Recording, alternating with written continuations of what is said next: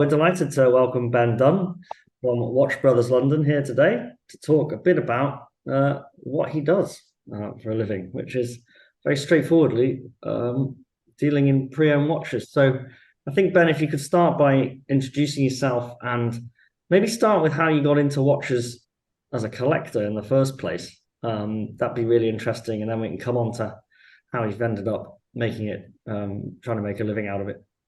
Sure.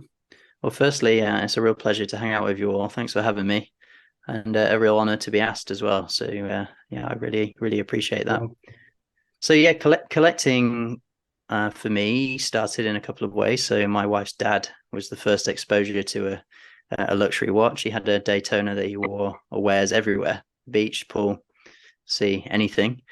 So that was one aspect. And my friends at a certain age, and I guess with certain, when they hit certain salaries, started buying, a watch or two here and there. And then I'd kind of pique interest into, what is that? Oh, that's the same as what my wife's dad has, or, something like that.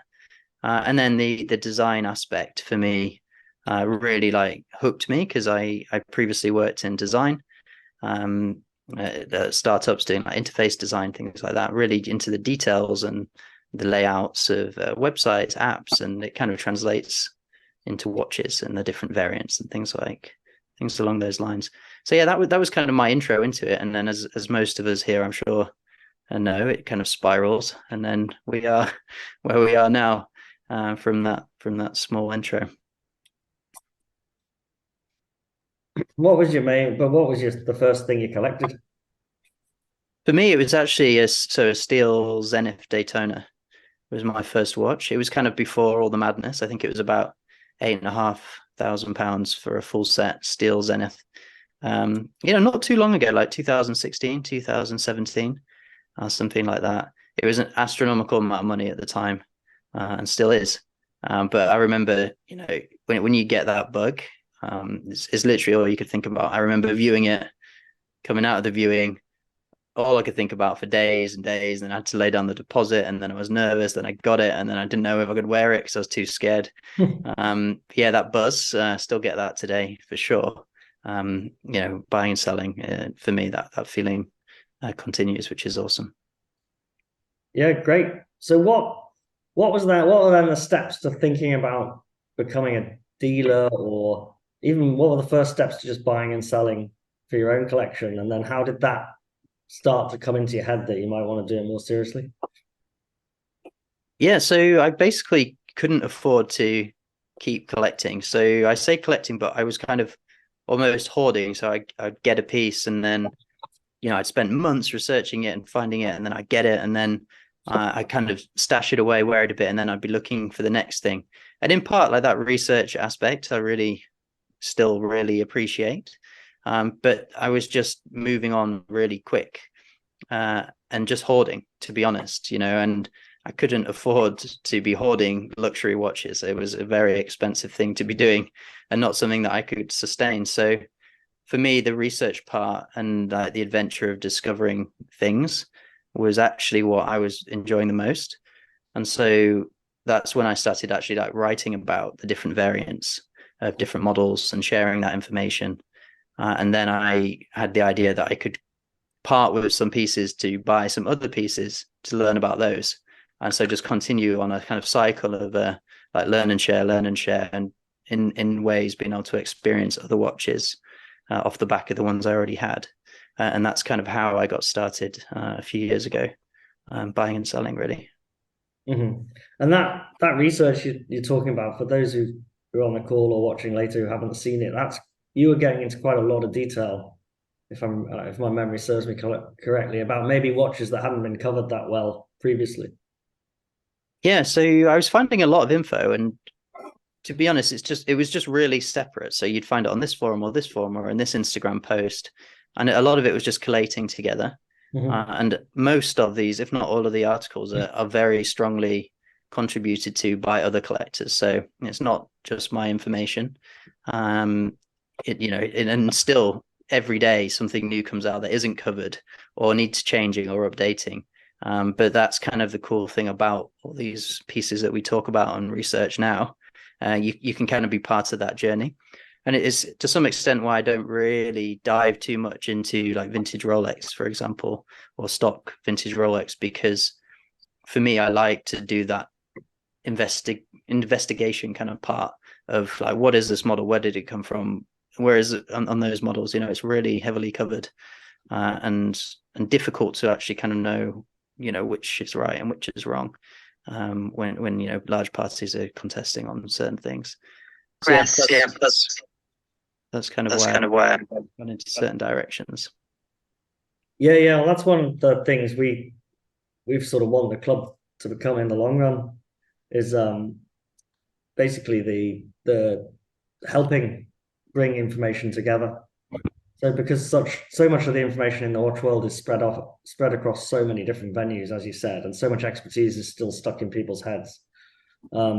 It's finding a way in the future to really bring some of those things together, and we hope that a large enough community and club will be somewhere where we can do it, and then we can invest in making that a central place and making it the right forms of multimedia. So, and I think for the dealers around the world who've done that, I think it is very, very helpful for the community, especially if you keep the information up to date. Yeah, I have to say that is actually one of the hardest bits. So this is why I really appreciate when there are other dealers doing the same thing. So I'm sure most of us know about Collected Man. Their articles are insanely detailed. So if anyone's ever reading mine or asked me a question about mine that I'm not sure of, I'll always say that, there are a couple of other sites that have detailed information as well. Take a look, cross-reference. If things don't add up, just ask. I'll happily answer anything, and if I don't know it, I'll just say it's no problem. And yeah, the fact that a few people are sharing is awesome, to be honest. I think it's good that there isn't one almost like dictator state of who's right and wrong. It's like a lot of people just sharing what they know and bonding over that, really.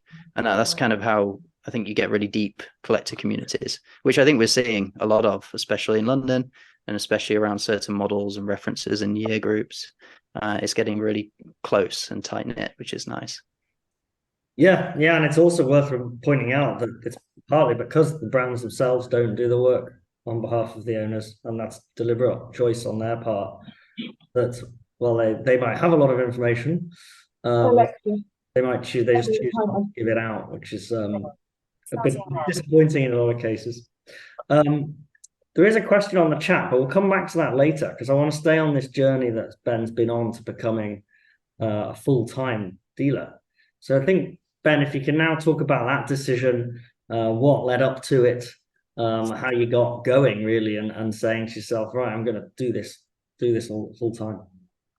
Cool. Yeah. So I was working as a designer, as I mentioned, and it was at Facebook. I was there for quite a while, 5 or 6 years. But in the last, say, like half of that time, Watch Brothers London was a website, and initially it was just 2 thumbnails, like a 3940 Patek article and a 14790 AP article. That was like the beginning of it, and then I'd just do another article and another article, and it kind of built like that. And then I started selling my personal pieces off the back of the trust of the articles, basically. I think what's one of the hardest things becoming a dealer is that trust part.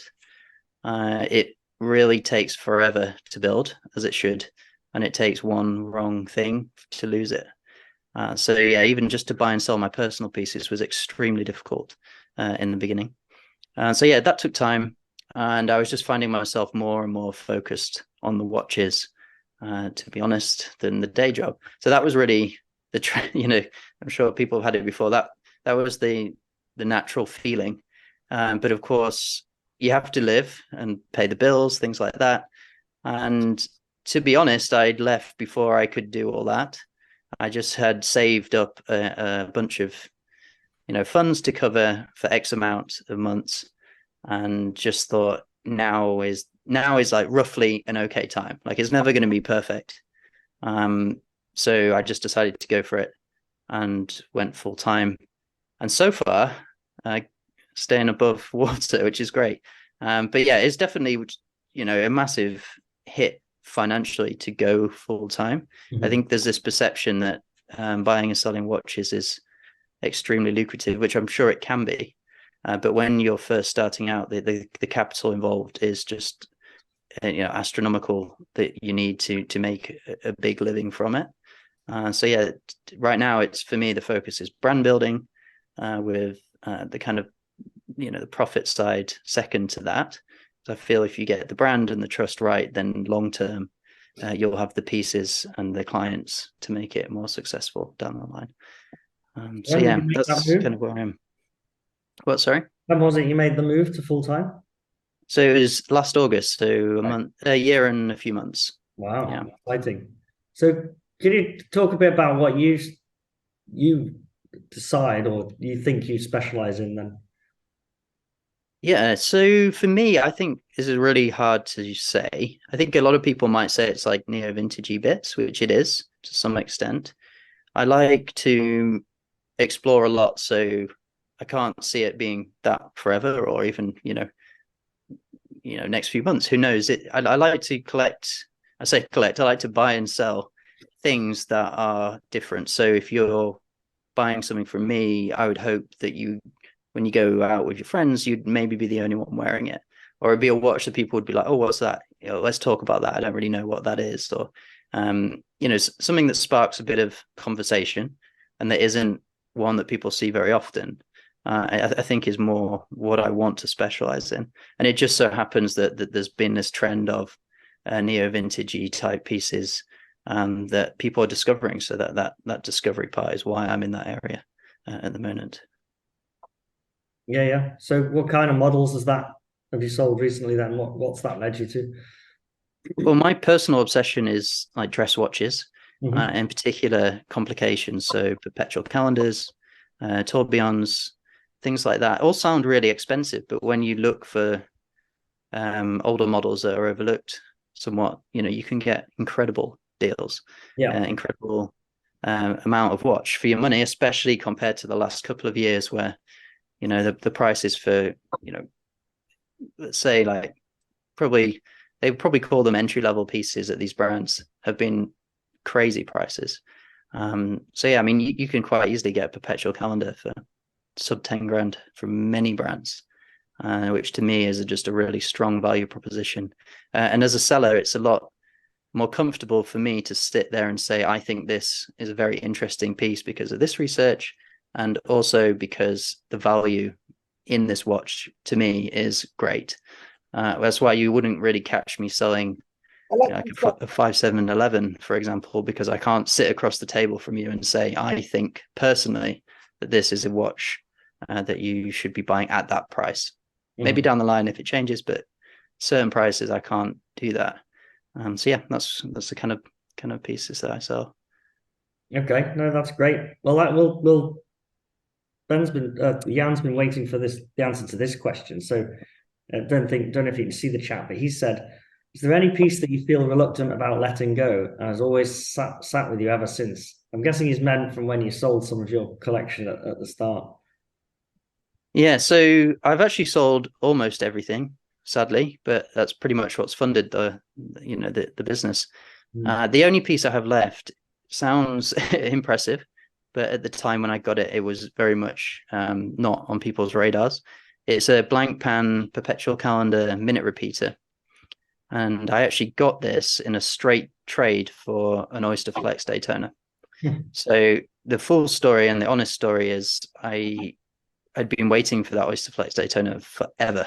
It was literally the one watch that I really wanted, and I got the call for that watch a few years ago. And I basically just when I went full time, so about a year ago, and I had it and I was loving it. And then obviously the whole modern kind of market started to downturn, and I just quit a very stable job, and this was basically the last pocket of cash, so to speak, that I had. And so in my head previous to that, I thought it's a very liquid model. If I ever have any financial troubles with mortgage, etc., I'll be able to move out of this and be comfortable and put food on the table still. Then that whole movement happened, and I thought I need to do something that I feel long term has got better potential, so to speak. And just randomly, this person wanted to trade this blank pan minute repeater perpetual, which was a brand I was just digging into at the time. So I just thought, this sounds like something I should be thinking about seriously. And that's how I got that watch.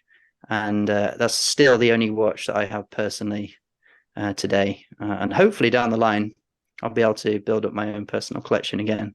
But right now, I just sadly, I can't. Not much of a daily wearer, though, is it? Well, it's very small, very easy to wear. So I'd say it could be, and rather safe as well, to be honest, in London. But yeah, it's not something I wear daily. I don't actually wear a watch purely for safety reasons anyway, just because of, buying and selling has its risks, and that's one of the sad realities of doing it. So yeah, it doesn't get a lot of wear, but it's the one that I still treasure and have personally. So I'll ask a question, and then we'll see what other questions people have, and then keep coming back to my list. So my question immediately on having that kind of watch as your one watch, and just in terms of the watches you're selling and thinking about bringing new value to some of these, as you said, overlooked complications, is these are not watches that are easy to get serviced or inexpensive to get serviced. So how do you think about your role as making sure the watch is in tip-top condition, and whether you have to service them and pay for it yourself? How do you advise clients about that when they're thinking about these models? Yeah, so I think this is very particular to dealers. People have very different approaches. For me, everything I sell comes with a strict 1-year warranty. So you would never have to worry in that first year for sure if anything goes wrong. I have to be honest, most watches I buy need some work doing. Even if someone thinks it's running well, when I get into the watch or test the watch, there's quite often bits that I'm not 100% happy with. And it kind of comes from personal experience as well. When buying back in the day, like if you had an issue, even if there was a warranty, would you feel comfortable like approaching that dealer and saying, I'm sorry, this watch I bought from you is not quite right. Will you fix it for me? I don't want any of that kind of worry for a buyer. If there's a problem, I got it covered for that year. And most likely, I will have manufacturer serviced it depending on the manufacturer. A lot of them are actually really great to work with, I've found. Some who I don't have that close relationship with, I have some really, really great watchmakers who I work with for those. But yeah, anything you buy has the 1-year warranty. And that's on me to sort, not for you to worry about at all. And it is expensive. The last big one I had, the minute repeater perpetual I was talking about, I actually had 2. I managed to find one for the business, and I serviced it with blank pan, and it cost £6,000. And that was passed on to the buyer. So yeah. Okay. So they bought that and very happy with that service cost in the price. Yeah, for me, it's a very tricky watch to sell because it's very easily broken. So I just had to have that warranty to feel comfortable myself selling it. Yeah. No, that's fair enough. And I think, for those of you who know Ed and have seen his JLC Perpetual that he bought at an amazing price, he has 2 problems with servicing that. The first is just the sheer cost of sending it to Jaeger-LeCoultre to have it serviced. And the second is it's an automatic and it has no pushers for the calendar. So if he sends it for service, he'll then have to go and pick it up himself to keep it running so that the calendar stays fresh, which is quite an interesting problem. But is one. So until he does that, he can't set the calendar. He can spend hours winding it, and it has a fault anyway on the calendar. So it needs a service. He knows that. He knows it's worth getting it serviced, but he kind of needs to service it, fly and pick it up, wear it back from Switzerland, put it on a watch winder. Some of these watches aren't the easiest to own, but doesn't take away how good they are, how nice they are, etc. Yeah. Also, I think it's fine for dealers to sell a different way. As long as they just say sold as is. Yeah, it's quite common in other countries to they just uncover like this gem and they'll sell it as is, and you just buy it in that state. The only reason I've gone down this route is because of how I would have wanted it when I was buying. So it's just purely personal. And yeah, just something I want to stick with. Okay. Well, would anyone else like to ask Ben a question at this stage? Hassan, you got your hand up. Thanks, Hamish, and thank you, Ben. I am a massive fan of the sorts of watches that you have put up for sale. We spoke on Instagram about me looking to purchase a 6595, and I ended up instead buying a solid gold Concord triple calendar that I found with an enamel dial, which was cheaper, and I was certain no one else is ever going to own this watch. So I think we share a very similar sort of interest in sort of watch as well. Definitely the ones which you've put up for sale recently. I wanted to ask you a question specifically. Well, it's kind of two parts to the question. One of which is related to sort of how you negotiate sort of other dealers within London, like Subdial and what those guys are doing. And also kind of think to that point where you're talking about, the sorts of things that you've sold so far as Watch Brothers have been from, a particular, I sort of associate you with Blancpain and Neo Vintage, Vacheron and AP, and now more and more Ebel, which is very under the radar. Do you think that as you sort of get interested in other things and buy and sell other watches, that you'll still retain that kind of, philosophy that you've sort of built your business on at the beginning, or whether and you'll still looked at like, interesting APs and Blancpain, but sort of diversifying in other things that interest you, or whether you'll sort of like move with whatever sort of floats your boat at this sort of time? Cool. These are good questions. I'll answer the second one first. Alexa, I think 3-minute timer. I think, to be honest, it depends how popular things get, is my honest answer. So, I don't really want to be buying to stock, an AP perpetual at like £80,000 or something like that, and then trying to sell that on. I think when things get too popular, I'd lose interest. That's like my honest opinion. I think it comes around to the same thing. If you went out and all your friends were wearing the AP perpetual, you would feel less jazzed about the watch, and I would feel the same buying and selling in that aspect. So I think, in all honesty, I'll retain the same philosophy of trying to find these new things that excite me and still be excited by the things I've found, as long as that excitement hasn't been somewhat kind of dulled by like a popularity kind of craze. And I'm not saying I don't want people to buy them and enjoy them. It's just, I think when it gets to a certain level, people might be buying them for the wrong reason. And I think we've seen that a lot in the past, with this, a lot of modern pieces. And I do kind of worry about the term neo vintage a bit, because I get a lot of people sending me stuff. It's like, this is neo vintage. This is awesome. This is a great buy because I think it'll go up. It's just not about that, and it most likely won't. There's so many pieces from the neo vintage period. It's not about just buying a neo vintage piece. It's about buying the thing that you like because you researched it and found one. So that's why I love your story about the one you've bought, because you were looking at another one, the Blancpain, and then you bought the Concorde, and you've obviously spent a lot of time understanding why you wanted one over the other, and that's why you'll get the most enjoyment from it. So to the first question, the dealers. This is really interesting, and I don't really take a huge amount of note of what other people are doing, because I just know what I want to do right now. And I have to say they're all extremely friendly, that I found in my experience. So Subdial, Collected Man, all these people have actually given me a lot of advice. They've been really friendly when I needed to, do some servicing, or, I'm looking to buy something from them or sell something. I find it very close knit, actually, and welcoming, especially as I'm still really new, to be honest, as compared to the likes of Collective Man or like Somlo and down in the arcade. These people are very welcoming, and I've really appreciated that. In terms of what they do versus what I do, I just think everyone has such different business models. For me, I don't want to have a a team or a shop, really. I just want to be a one-man kind of band who's just buying, selling, and building collections with others.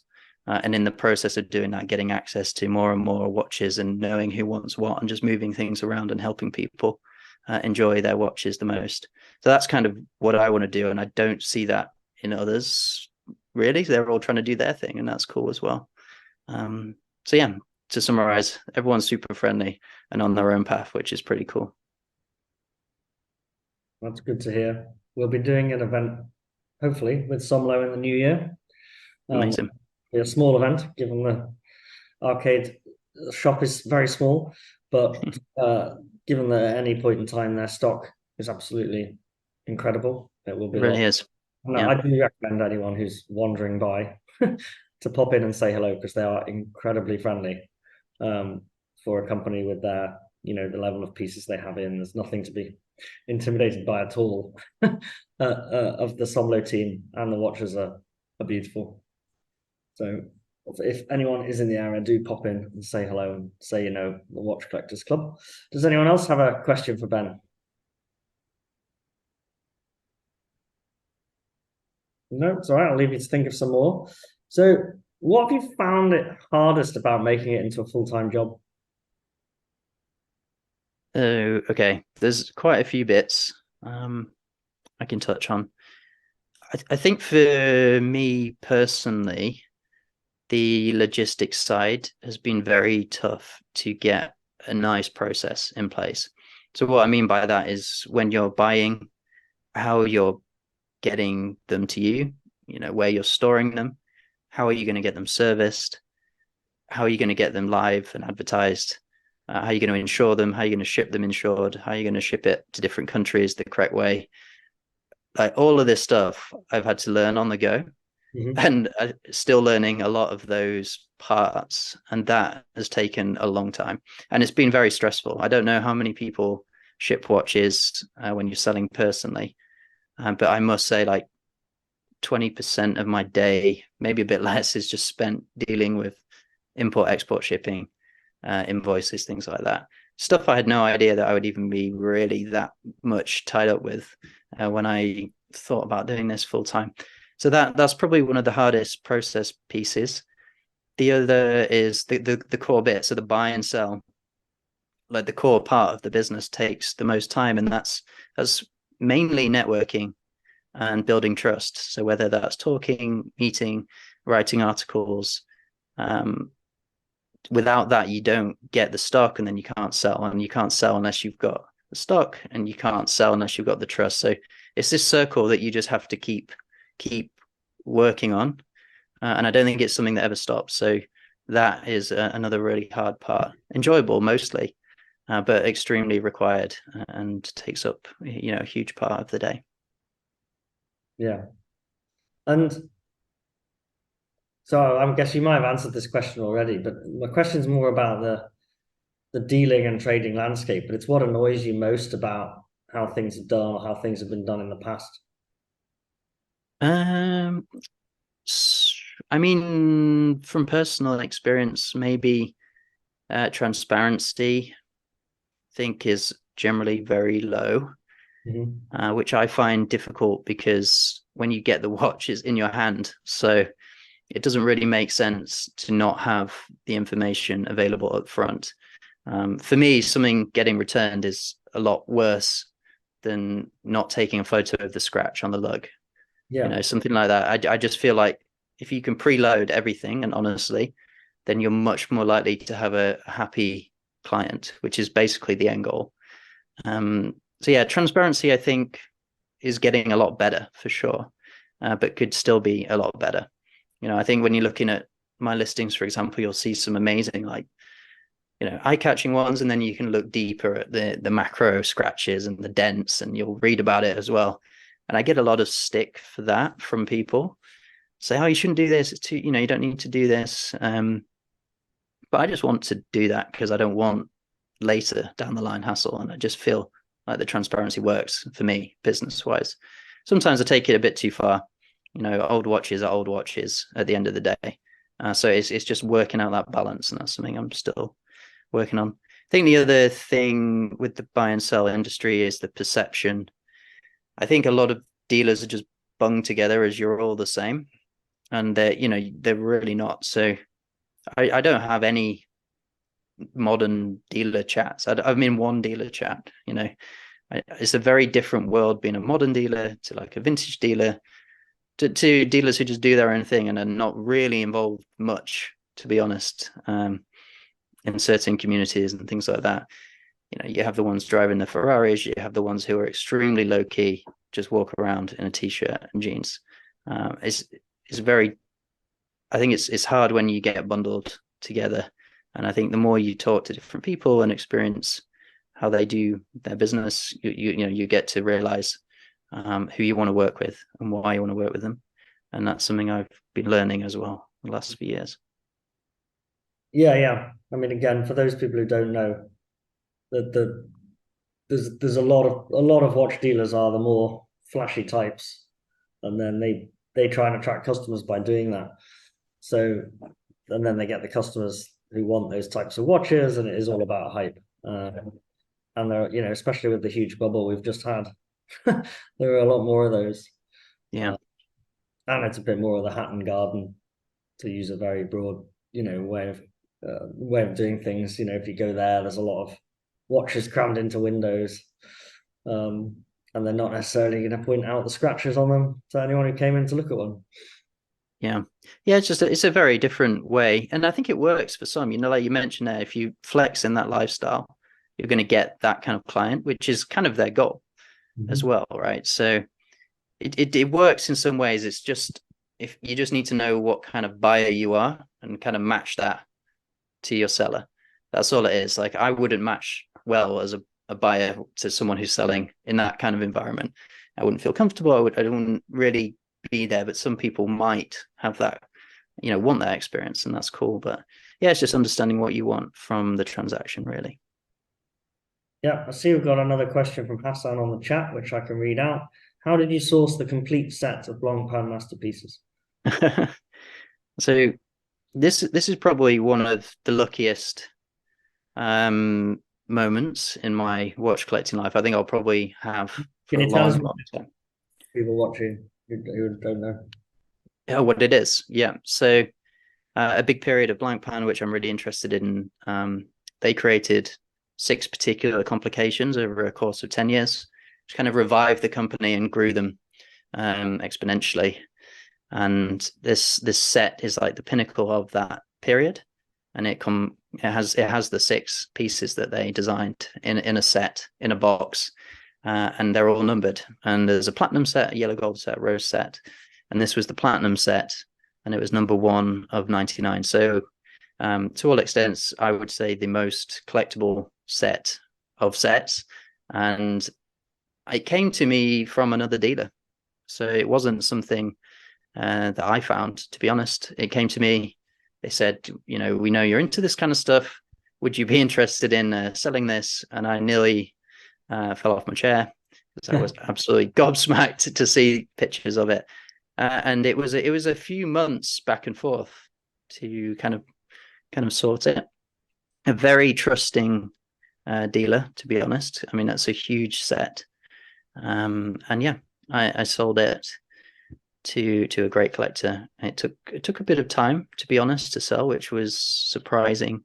But then again, not as well. It's the most anyone had ever seen Blancpains sell for. But when you actually broke them down individually into what you see them listed at now, the value is there for sure. And this coming as a set was just incredible. So yeah, that was a moment that I'll never forget. The discovery, or being shown it, being offered to sell it, and then also the selling part. And I tried to make a bit of a theatre of it as well. I worked with Owen Oxwatch, who's an amazing photographer. He came and shot them all, and we did like a day of like modeling them and trying to show all the best bits, all the bits you should know about, and did a little article about it because I really wanted to kind of treasure that set. Yeah, probably one of my proudest moments, I think, so far. Did you think about putting that set into auction? So no, the set. So this is interesting because to be fully transparent, I pretty much buy all my stock. This was consigned via the dealer. Okay. so it wasn't mine to do anything but sell. Yeah. And so that's why it went how it did. Also, auction is cool, but I really liked the watches, so I wanted to sell them, to be honest. So even if they were mine, I would want to sell them because it's an experience.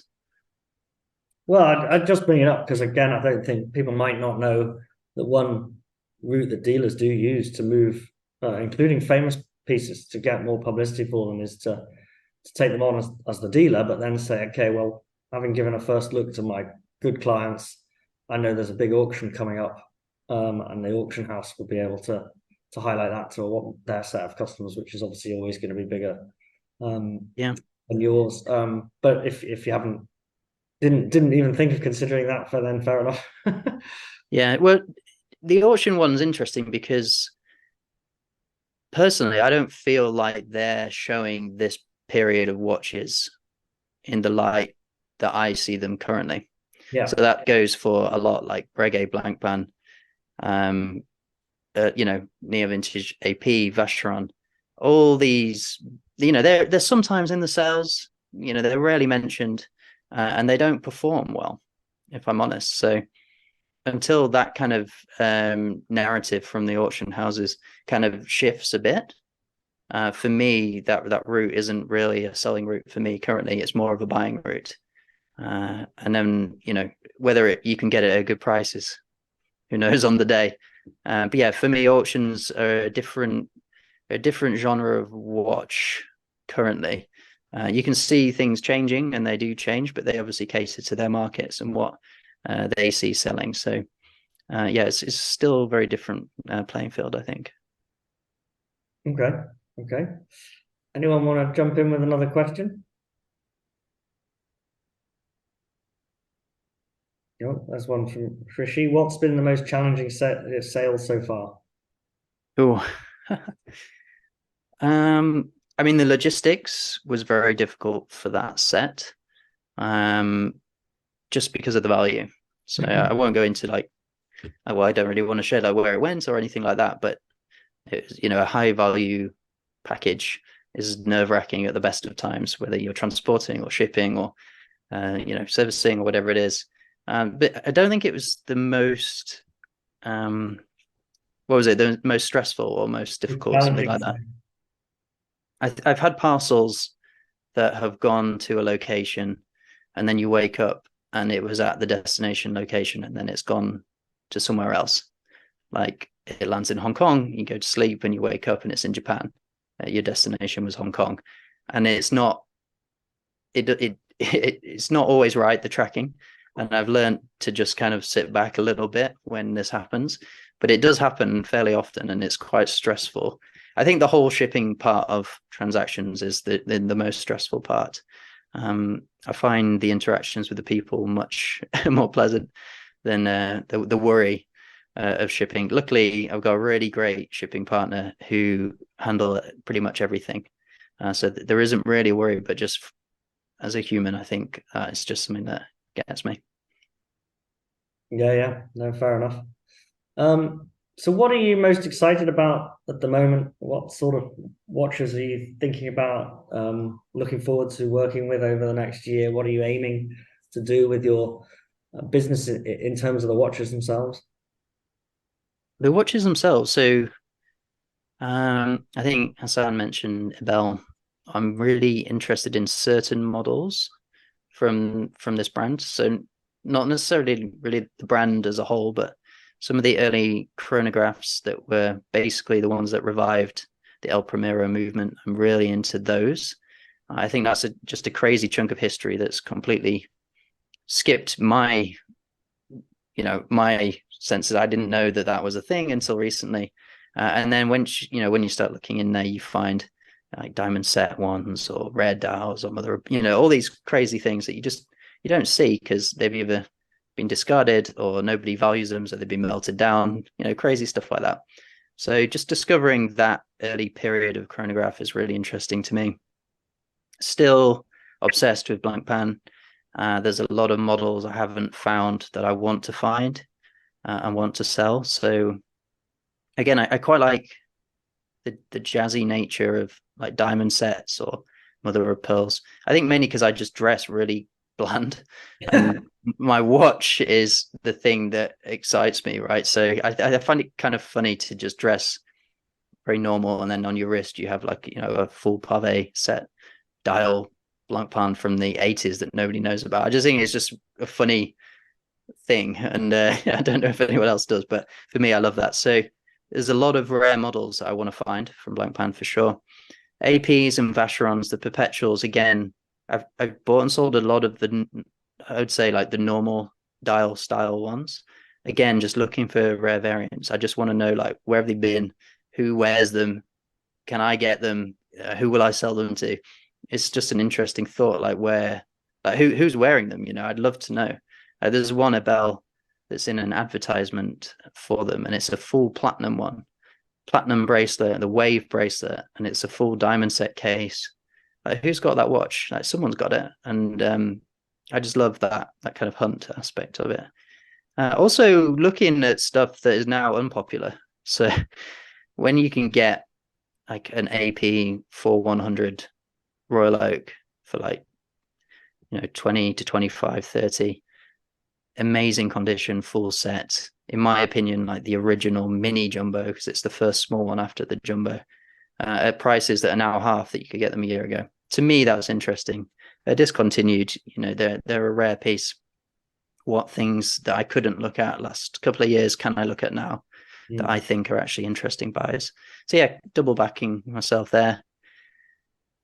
I don't know what else. Honestly, it's literally just, to me, that as a area of interest, it makes loads of sense. And you know, digging around those periods, and I completely agree that they would be incredible value.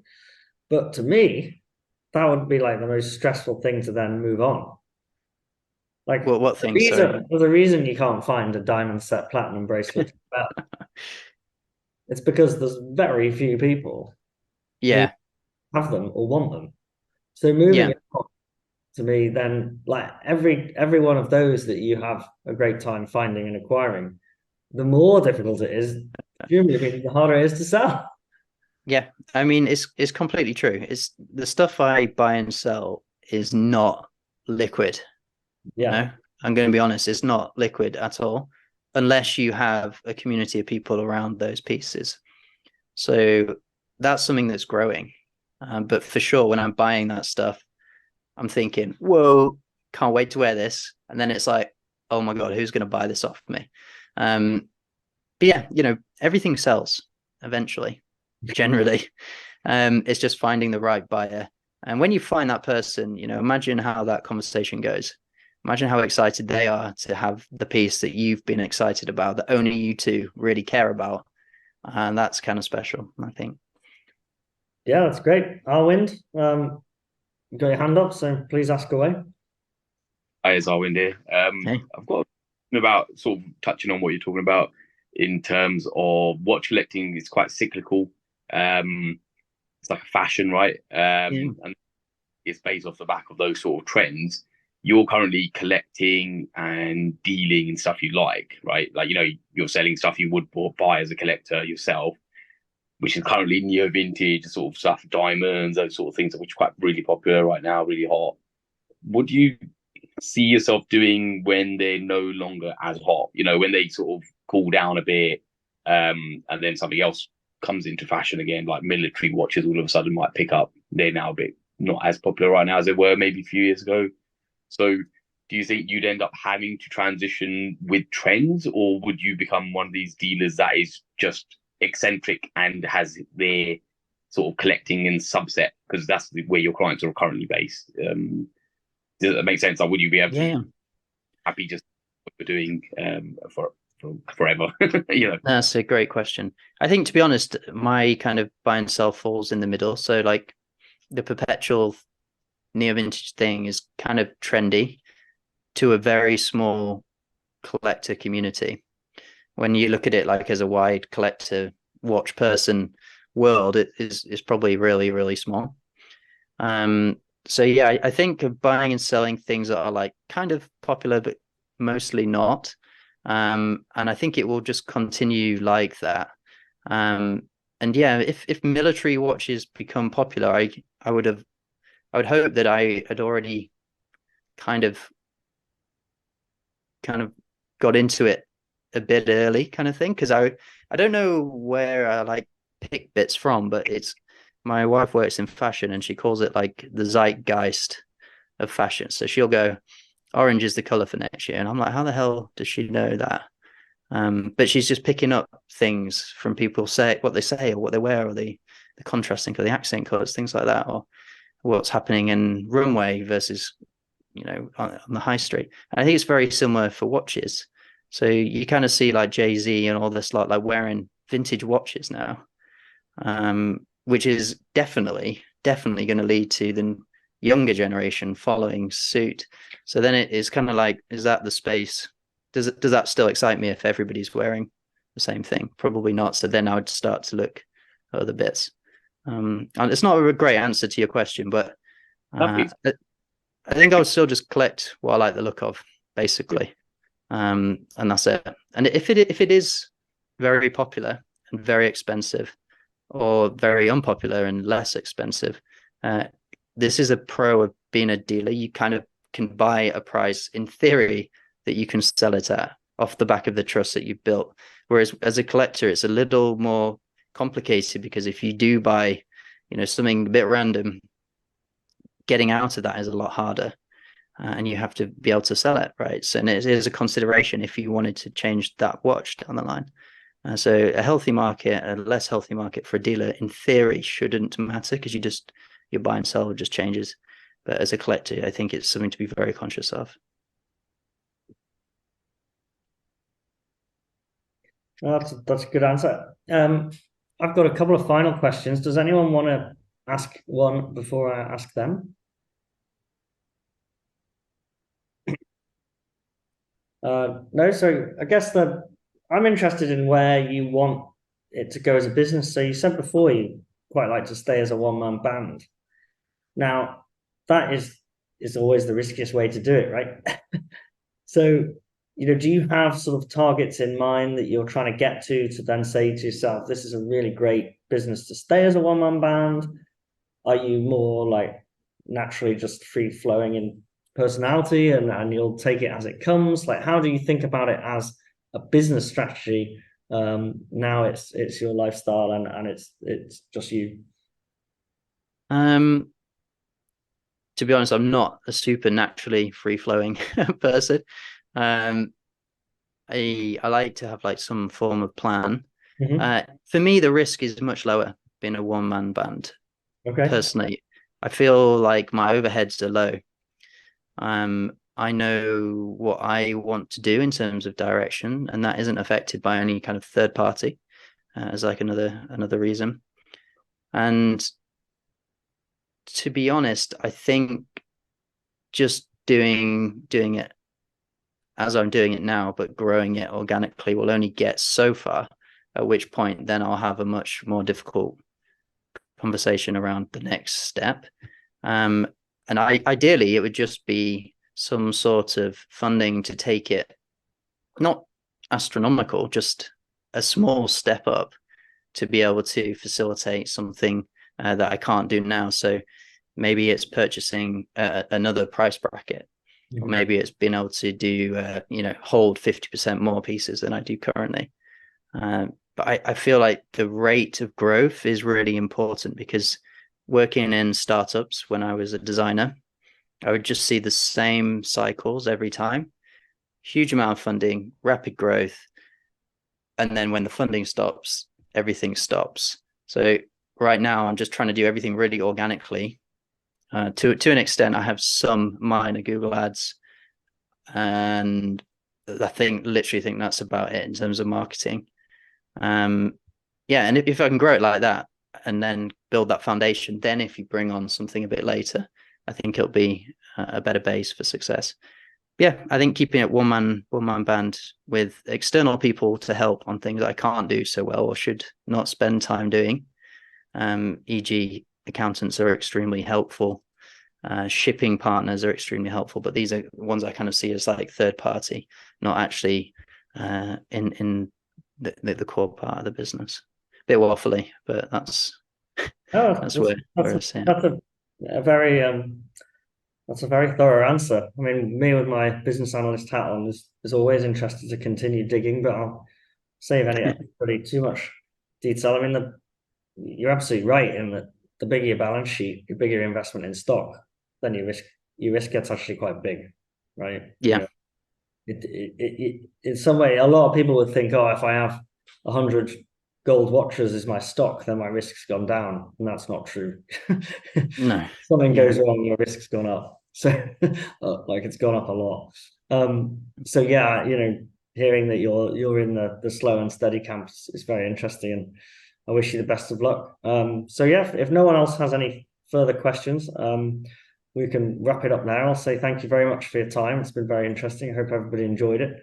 You're very welcome to come along to any of our events when you're in London. Very kind, thank you. And yeah, I'm sure we'd love to see your stock, whatever's in stock, if it's on your wrist at one of those events. It sounds like it's always going to be something extremely interesting, and I look forward to reading some of your future articles as well. So thanks again. Amazing. Thanks all for having me. I really appreciate it. No, thanks, Ben. All right. All right. Thank you. Good evening, everyone. Hope to see you at an event soon. Come